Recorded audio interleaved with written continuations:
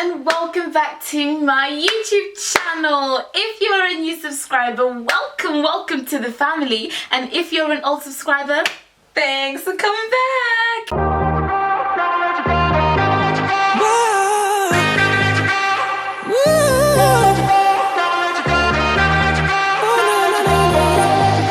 Okay, so for today's video, I am so excited to talk to you guys because it's been a while.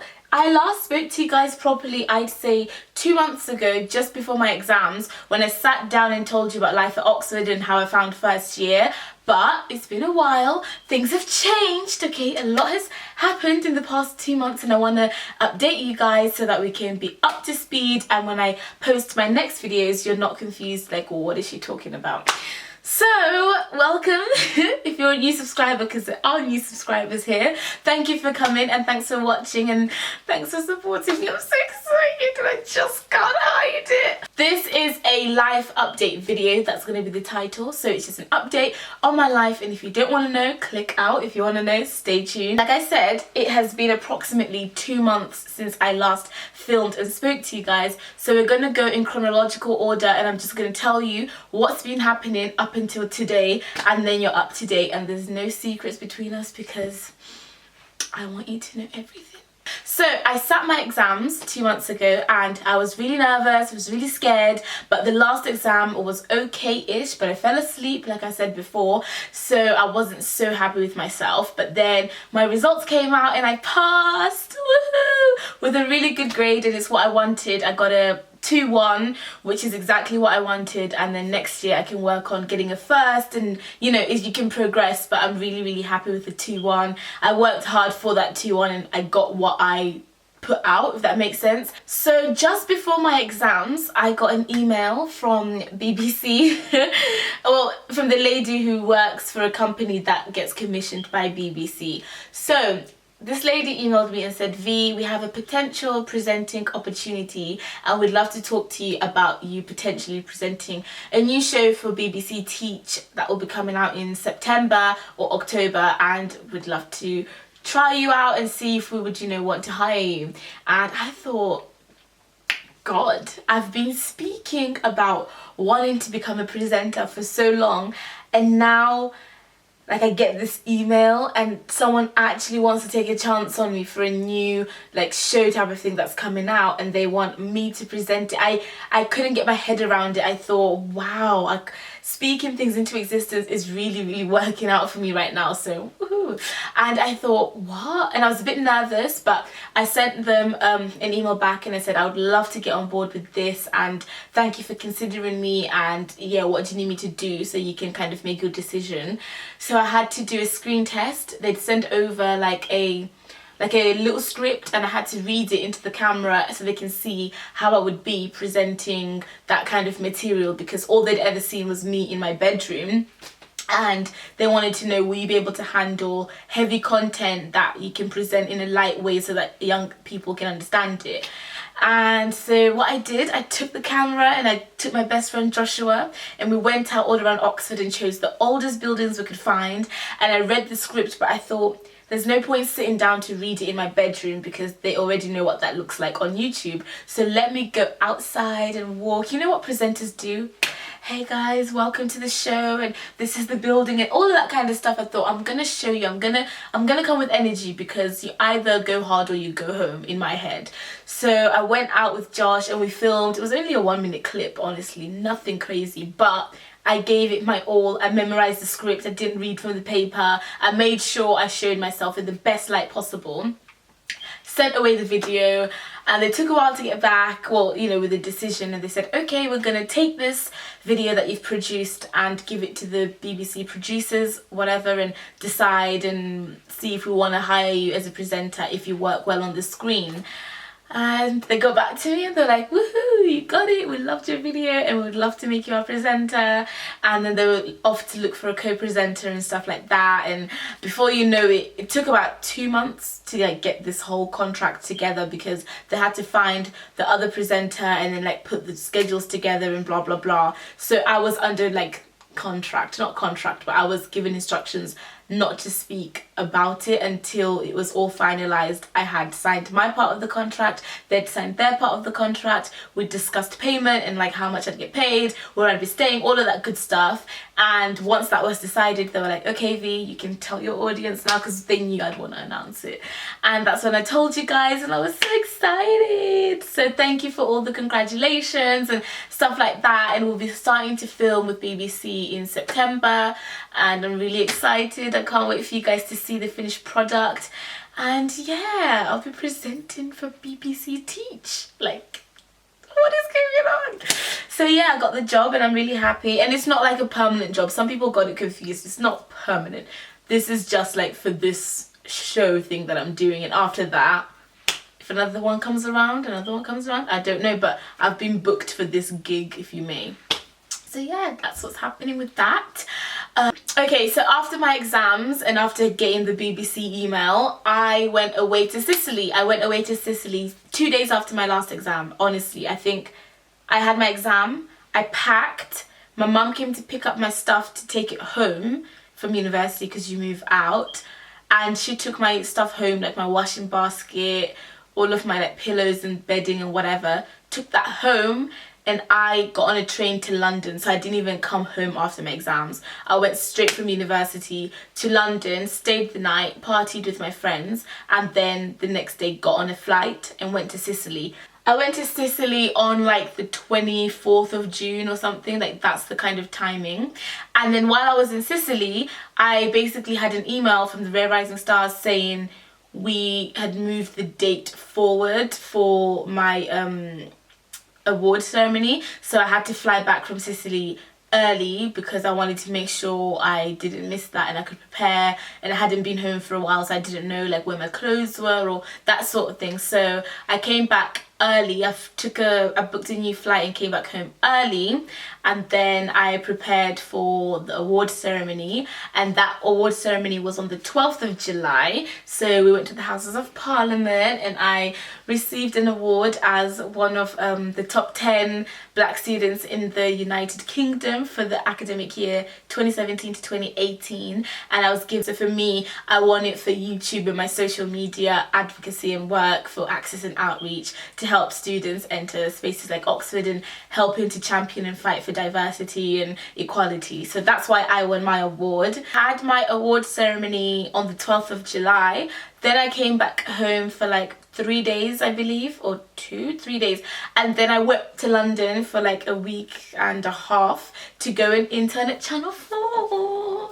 This was so exciting. I went there on the 16th of July, and I stayed for just a week, but it was the most amazing week.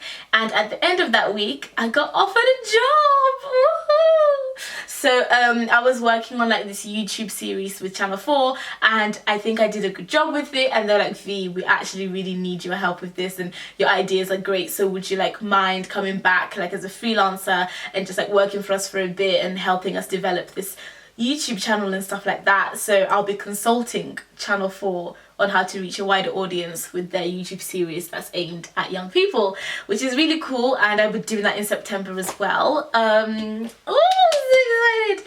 Then straight after Channel 4, I took like a day off, I think, and then I went straight to ITV. So I went to ITV, but that was just a couple of days, and I enjoyed that as well, and it was really good, and I didn't get offered a job, but I still had fun, and I could put that on my CV as well, so that's quite cool. So by the time it's I don't even know what the dating is at this point, but I think it could be the 24th of July at this point, or the 26th, I don't know, 26th of July or whatever. And at this point I've now done Sicily for 2.5 weeks, received an award at the Houses of Parliament, gone to Channel 4 for a week, and then done ITV. So I've got 2 things on my media CV, and I'm like, woohoo! Then I came home after ITV on the 27th of July, and when I came back from Sicily, I went and filmed with BBC, and we filmed this little thing about my experience at Oxford, whatever, and it didn't come out until the 27th of July, I believe, or the 28th, and it went everywhere. Okay, I filmed this little 4-minute clip with BBC on what I thought about Oxford in my experience, and I kid you not, when that thing came out, it was everywhere. It was a little video of me just talking, and it was front page on BBC News for like the whole day. It was the top most viewed video on the BBC website, the worldwide BBC website, for the whole day, and it had within a day over 1 million views. That's adding up the Instagram, the Facebook, the Twitter and the website. 1 million. They messaged me and they were like, V, by the way, over 1 million people, 1 million eyes have been watching this.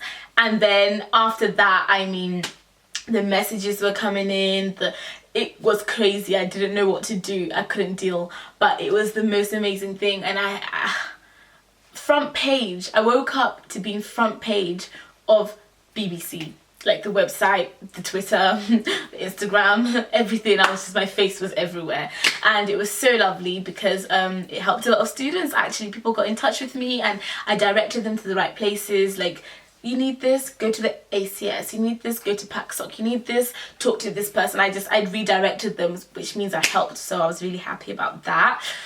Then, because of that BBC clip, the next day, BBC Radio 5. So on the 30th of July, I went and had an interview with BBC Radio 5 Live in the morning for their breakfast show, and that was really cool. I really enjoyed that.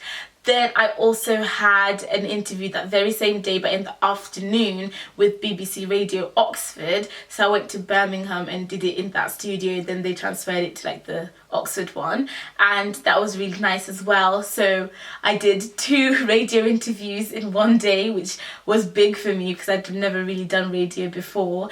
And yeah, those are both BBC 5 Live and BBC Radio Oxford.